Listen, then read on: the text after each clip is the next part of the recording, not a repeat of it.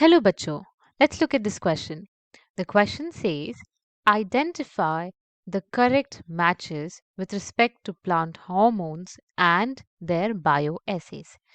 Option A is Avena curvature test for cytokinin. Option B states growth inhibition test for gibberellin. Option C states triple response test for ethylene. And option D states barley endosperm test for abscisic acid. सो इस question में हमसे पूछा है कि हमें identify करना है कि कौन से प्लांट हार्मोन का बायो ऐसे करेक्टली यहाँ पे मेंशन्ड है।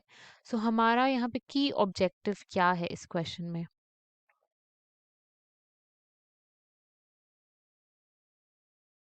या फिर की कॉन्सेप्ट क्या है, हमें किन चीज़ों के बारे में पता होना चाहिए। हमें तो पहले पता होना चाहिए कि प्लांट हॉर्मोन्स क्या होते हैं। प्लांट हॉर्मोन्स एम, और हमें ये पता होना चाहिए कि बायो एसेस क्या होते हैं और हम उन्हें क्यों यूज़ करते हैं। सो बायो एसेस क्या होते हैं और हमें क्यों यूज़ करते हैं ऐसे। अगर हम स्टार्ट करें प्लांट हॉर्मोन्स के साथ, तो प्लांट हॉर्मोन्स मॉलिक्यूल्स होते हैं जो प्लांट में काफ़ी छोटी क्वांटिटी में पाए जाते हैं, काफ़ी स्मॉल क्वांटिटीज़ में पाए जाते हैं, लेकिन वो प्लांट के लिए बहुत इंपॉर्टेंट होते हैं बिकॉज वो प्लांट के ग्रोथ को और उसके कंप्लीट डेवलपमेंट को पूरी तरीके से कंट्रोल करते हैं। So plant hormone control plant growth and development. उसके बाद बायो एसेस क्या होते हैं।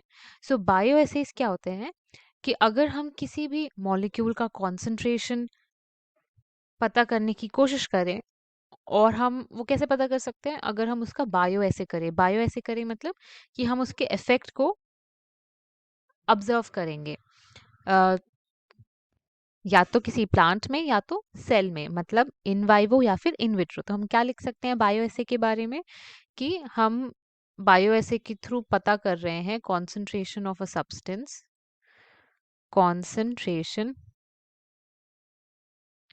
of a substance, जिसे हम मॉलिक्यूल भी कह सकते हैं। और हम अभी प्लांट हार्मोन की बायोएसी की बात करें तो concentration of a plant hormone by observing या फिर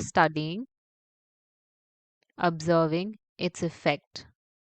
और वो इफेक्ट या तो हम एक लाइव प्लांट पे टेस्ट कर सकते हैं जिसको हम इन वाइवो कहेंगे, या फिर लाइव सेल पे कर सकते हैं जिसको हम इन विट्रो कहेंगे।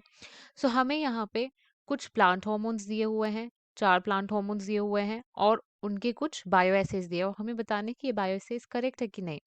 अगर हम ऑप्शन ए में देखें avena curvature test cytokinin, avena curvature test किसके लिए यूज होता है, वो साइटोकाइनिन के लिए नहीं, ऑक्सिन के लिए यूज होता है।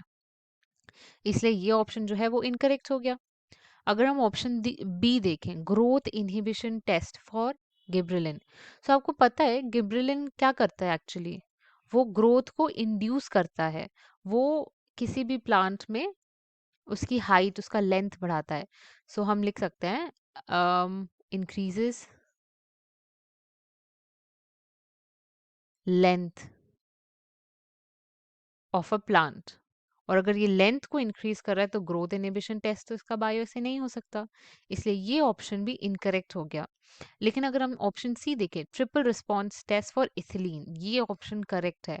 जब भी इथिलीन का प्रेजेंस होता है तो आपको ट्रिपल रिस्पॉन्स देखने को मिलता है, और वो ट्रिपल रिस्पॉन्स क्या है, पहला रिस्पॉन्स होता है कि शॉर्ट शूट, मतलब वो लेंथ को इनिबिट करता है, ग्रोथ को इनिबिट करता है, तो शॉर्ट शूट्स। सेकेंड रिस्पॉन्स जो हमें देखने को मिलता है उसे हम कहते हैं थिक शूट्स, मतलब कि जो थिकनेस होती है शूट की उसे इंक्रीज करता है। और थिकनेस जिसको हम गर्थ भी कहते हैं वो किसकी वजह से इंक्रीज होती है, लेटरल ग्रोथ की वजह से। इसमें क्या होता है, इंक्रीज्ड लेटरल रूट ग्रोथ भी होती है, लेटरल रूट ग्रोथ। ये जो तीनों चीजें हैं इसको हम कहते हैं ट्रिपल रिस्पॉन्स। और ये ट्रिपल रिस्पॉन्स कब देखने को मिलती है, in the presence of ethylene. इसीलिए इथिलीन का बायो ऐसे है ट्रिपल रिस्पॉन्स टेस्ट। ये ऑप्शन करेक्ट है। अगर हम नेक्स्ट ऑप्शन में जाएं barley endosperm test for abscisic acid, ये ऑप्शन भी इनकरेक्ट है। Our final answer is option C triple response test for ethylene. Hope you understood it well. Best of luck.